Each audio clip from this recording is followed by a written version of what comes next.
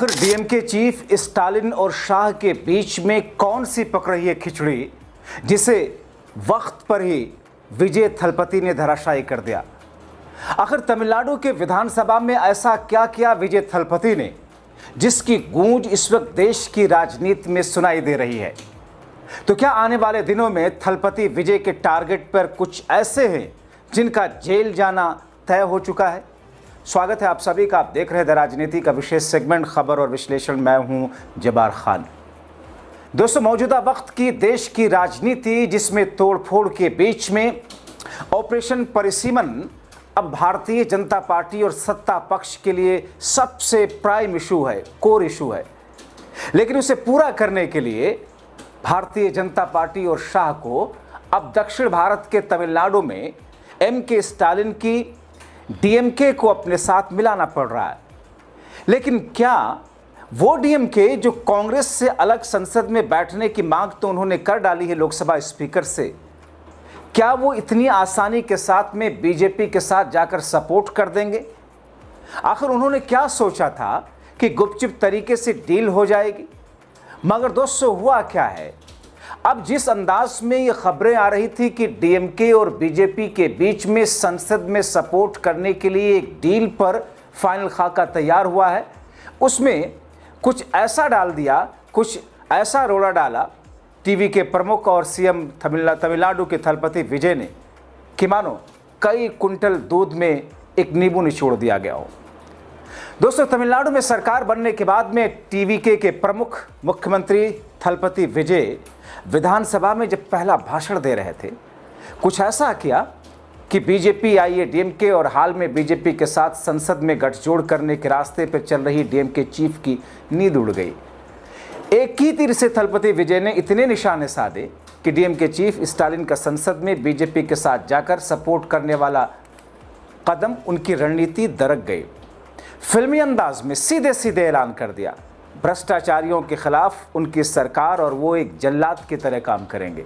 मतलब zero tolerance कहने के लिए नहीं, जो भारतीय जनता पार्टी की सरकारें कहती हैं, जीरो टॉलरेंस का भी जीरो टॉलरेंस होगा।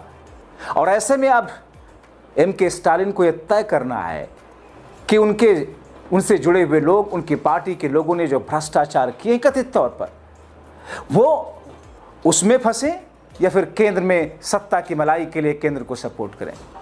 दोस्तों, मुख्यमंत्री थलपति विजय के भाषण का अंत सदन में उतना ही चर्चित रहा जितना कि उनका पूरा संबोधन, क्योंकि अपना भाषण खत्म करते हुए विजय ने अपने हाथों से कुछ ऐसा इशारा किया जिसमें डीएमके चीफ स्टालिन के लिए कटाक्ष और तंज था।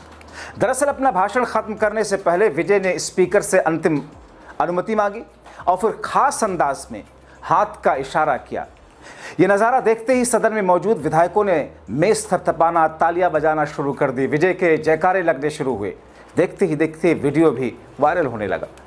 दोस्तों, सीएम थलपति विजय का भाषण सिर्फ राजनीतिक बयानबाजी तक सीमित नहीं रहा। जब विजय ने डीएमके सरकार के कथित भ्रष्टाचार पर निशाना साधा, सदन में मानो तूफान आ गया हो।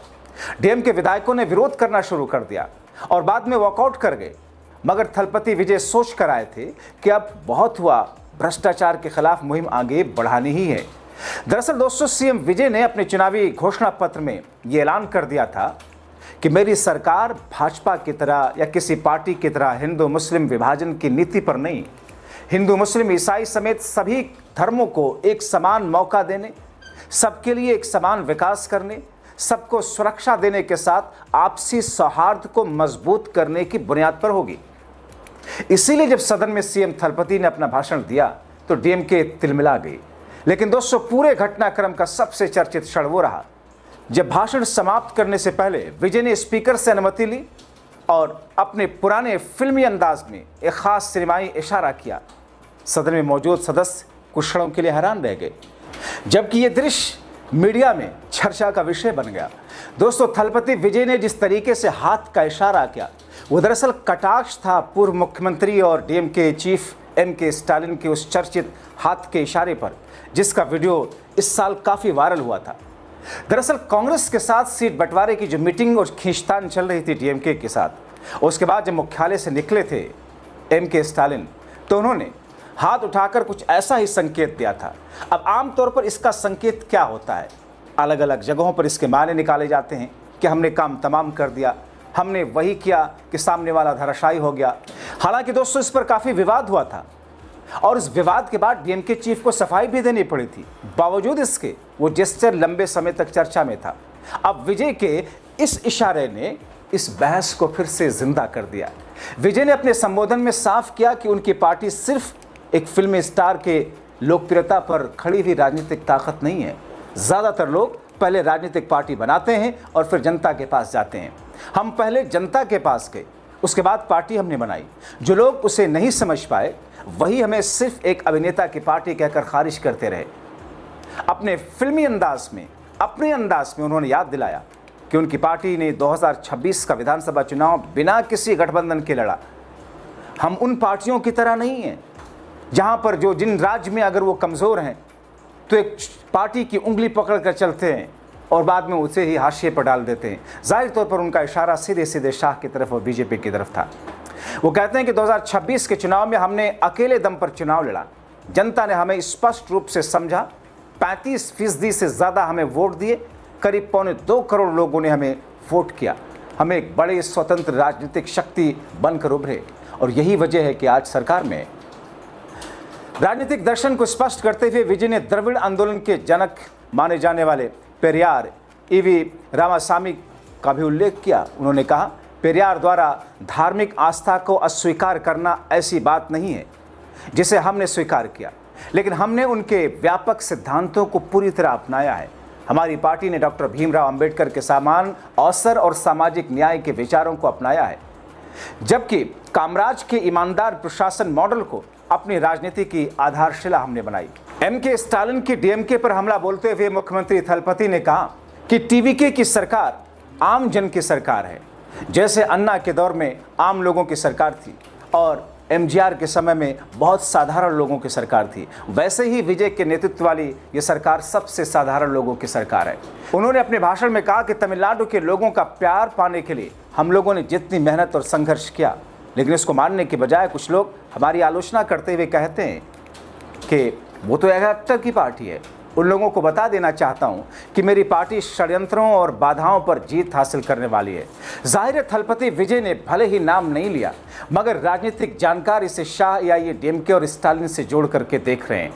मगर दोस्तों, जिस अंदाज में अब ये तोड़ फोड़ वाली राजनीति तमिलनाडु की तरफ बहुत सॉफ्टली बढ़ी है और शुरुआत में एमके स्टालिन की डीएमके से सपोर्ट लेने के लिए संसद के भीतर जो कुछ गुप्त डील के तौर पर इस वक्त चर्चाएं चल रही हैं और प्रक्रिया चल रही है, उसमें डीएमके और स्टालिन को एक बार फिर से सदन के भीतर टीवीके के चीफ और मुख्यमंत्री थलपति विजय ने यह इशारा नहीं दिया, बल्कि ये सीधे सीधे कह दिया कि जिन भ्रष्टाचारियों ने, जिन लोगों ने करप्शन किया है, जनता के पैसे की लूट की है, या जिसने भी किसी तरीके की गड़बड़ी की है, हमारी सरकार उनके लिए जल्लादों की तरह काम करेगी। यानी कि अब सोचना होगा, एक संकेत है थलपति विजय का स्टालिन को कि अगर आपको शाह के साथ जाना है, ये भारतीय जनता पार्टी के साथ जाना है, तो आप शौक से जाइए। आपको बिना साथ जाए हुए उनको सपोर्ट करना संसद के भीतर, तो वो भी आप कीजिए। लेकिन तमिलनाडु की राजनीति, डीएमके की राजनीति आपको समझनी होगी। और अगर ऐसी स्थिति में तमिलनाडु के अंदर या फिर केंद्र के अंदर वो गुप्त डील को आगे बढ़ाने की कोशिश की गई, तो फिर उसका नतीजा क्या कुछ निकल सकता है। यानी कि एक तीर से तीन निशाने साध करके थलपति विजय ने आज एक ऐसा जेस्चर दिया, जिस जेस्चर ने मानो सीधे सीधे शाह और एमके स्टालिन के लिए कुछ यूं करना ये दर्शाता है कि अब बहुत हुआ, अब इस टूट फूट की राजनीति के बीच में हम भी अपना एक्शन शुरू कर रहे हैं। ऐसे में दोस्तों, आप इन तमाम कड़ियों को जोड़ करके क्या कहते हैं, अपनी राय कमेंट बॉक्स में ज़रूर लिखें।